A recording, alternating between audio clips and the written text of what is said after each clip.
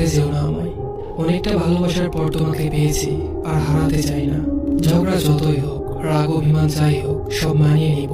তুমি শুধু ছেড়ে যেও না। আমি থাকতে পারি না তোমাকে ছাড়া। একটু কথা বললে অনেকটা শান্তি পাই। এই শান্তিটুকু কেড়ে নিও না তুমি।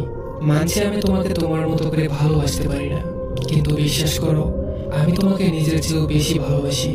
আজীবন আমি তোমার সাথে থেকে যাব, কথা দিলাম। তুমি শুধু আমার হয়ে থেকো।